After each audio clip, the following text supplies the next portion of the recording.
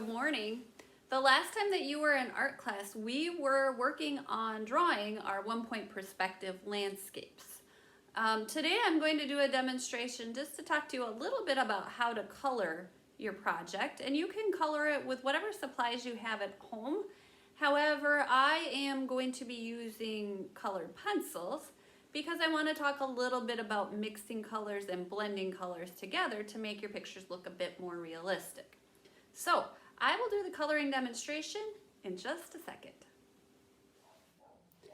All right, so I am going to do the coloring demonstration, which is fairly self-explanatory. The only thing is that I do want you to blend some colors. So I'm going to show you how I'm going to do the road as well as how I'm going to do the trees so that you kind of know what I'm talking about in regards to blending colors. What I'm going to do for my trees is color a lighter color kind of in the middle like this. And I apologize if you can hear my dogs. They're outside barking at another dog, so hopefully you can't hear them. But I color the majority of it this lighter green. And then along the outside edge, I am going to color a darker green.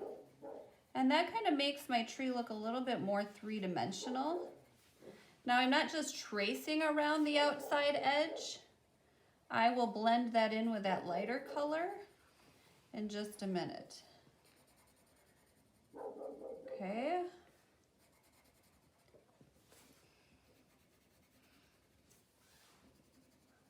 So now I'm just going to start blending it a little bit. Like this. Oh my goodness, she will not stop barking. All right, so that's how I did do the tree. Now you're going to do the same thing with whatever you have drawn. It's not just going to be a tree, okay? You will do the same thing with other things. The other thing that I want to point out is my road. Since it's getting further and further away, it is going to start looking darker and darker the closer to the point it gets or the further away it gets. So what I'm doing is just coloring it really, really dark up there, and then it just gradually gets a little bit lighter so that when it's up here, it's going to be like that darkness, okay? But you want it to be a gradual change from light to dark, okay? If you have the center line on yours though, like I do, don't color over that with the black because you won't be able to turn it into yellow. You're gonna wanna color that in, or color around it so that you can still see those yellow lines, okay? Also, if you're doing trees like I did, these trees back here are going to be mostly dark green. You don't really have to do that shading back there, okay? Same thing in your mountains.